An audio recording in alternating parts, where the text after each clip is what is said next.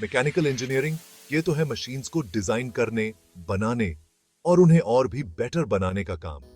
हम जो कार्स चलाते हैं, जो फोन्स यूज करते हैं, ये सब में मैकेनिकल इंजीनियर्स का बड़ा रोल है। सोचो एक सिंपल सी बाइसिकल के बारे में।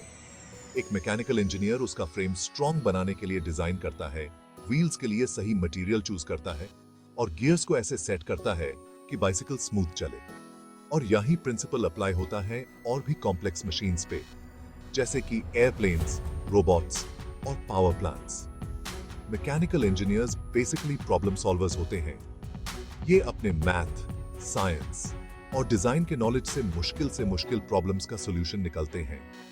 जैसे जैसे हम टेक्नोलॉजी पे डिपेंड होते जा रहे हैं, मैकेनिकल इंजीनियर्स का रोल और भी इंपॉर्टेंट होता जा रहा है।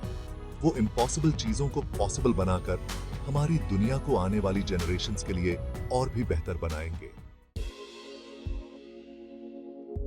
स्टैटिक्स मैकेनिक्स की वो ब्रांच है जो उन ऑब्जेक्ट्स पे फोकस करती है जो रेस्ट पे हैं, मतलब बिल्कुल रुके हुए हैं। ये स्टडी करता है कि किसी ऑब्जेक्ट पे कितना और कैसा फोर्स लग रहा है, और ये भी देखता है कि सारे फोर्सेस बैलेंस में हैं या नहीं, ताकि ऑब्जेक्ट हिल न सके।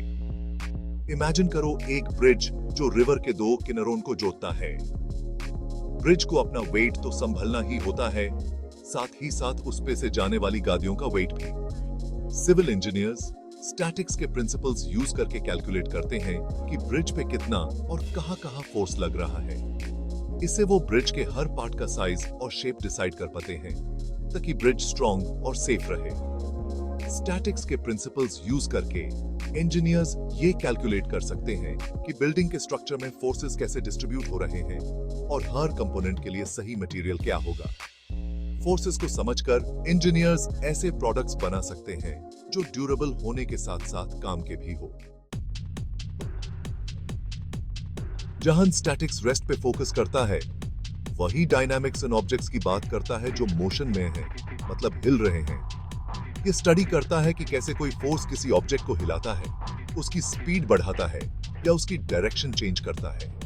एक कार के सस्पेंशन सिस्टम के डिजाइन के बारे में सोचो। मैकेनिकल इंजीनियर्स डायनामिक्स का यूज करके ये एनालाइज करते हैं कि कार बम्प्स पे से जाते हुए, टर्न लेते हुए या ब्रेक लगाने पे कैसे बिहेव करेगी। वो व्हील्स, स्प्रिंग्स और शॉक एब्जॉर्बर्स पे लगने वाले फोर्सेस कैलकुलेट करते हैं, ताकि सस्पेंशन सिस्टम स्मूथ और कंफर्टेबल राइड दे सके। दूसरा एग्जांपल है मैन्युफैक्चरिंग में यूज होने वाले रोबोट्स का डिजाइन। इंजीनियर्स डायनामिक्स का यूज करके रोबोट की मूवमेंट्स एनालाइज करते हैं, उसके डिजाइन को स्पीड और एक्यूरेसी के लिए ऑप्टिमाइज करते हैं और ये इंश्योर करते हैं कि वो अपने ऑपरेशन में लगने वाले फोर्सेस को हैंडल कर सके। डायनामिक्स एक कॉम्प्लेक्स फील्ड है जिसमें वेलोसिटी, एक्सेलरेशन, मोमेंटम और एनर्जी जैसे कॉन्सेप्ट्स होते हैं। इन प्रिंसिपल्स को अप्लाई करके मैकेनिकल इंजीनियर्स ऐसी मशीन्स और सिस्टम्स डिजाइन कर सकते हैं जो एफिशिएंसी और प्रिसिजन के साथ मूव कर सके। Mechanics of materials mechanical engineering की वो ब्रांच है जो ये स्टडी करती है कि अलग-अलग मटेरियल्स पे लोड पड़ने पे वो कैसे बिहेव करते हैं। ये इंजीनियर्स को ये समझने में हेल्प करता है कि अलग-अलग मटेरियल स्ट्रेस, स्ट्रेन और डिफॉर्मेशन पे कैसे रिएक्ट करते हैं। एक एयरप्लेन के विंग के डिजाइन के बारे में सोचो। विंग को इतना स्ट्रॉन्ग होना चाहिए कि वो फ्लाइट के दौरान एरोडायनामिक फोर्सेस को झेल सके, और साथ ही साथ इतना लाइट वेट भी होना चाहिए कि फ्लाइट एफिशिएंट तरीके से ऑपरेट कर सके। Aerospace engineers mechanics of materials का यूज करके विंग स्ट्रक्चर पे पड़ने वाले स्ट्रेसेस और स्ट्रेन्स को एनालाइज करते हैं। इससे वो स्ट्रॉन्ग और लाइटवेट मटेरियल्स चूज कर पाते हैं, जैसे कि एल्यूमिनियम एलॉयज या कंपोजिट्स जो फ्लाइट की रिक्वायरमेंट्स को पूरा कर सके। मैकेनिक्स ऑफ मटेरियल्स को समझकर वो सही टाइप का स्टील और कंक्रीट चूज कर सकते हैं, स्ट्रक्चरल एलिमेंट्स का सही डायमेंशन डिसाइड कर सकते हैं और ब्रिज की लॉन्ग टर्म ड्यूरेबिलिटी इंश्योर कर सकते हैं। ये इंजीनियर्स को ऐसे सेफ, रिलायबल और एफिशिएंट स्ट्रक्चर्स और मशीन्स डिजाइन करने के लिए टूल्स प्रोवाइड करता है जो टाइम की कसौटी पर खरा उतर सके।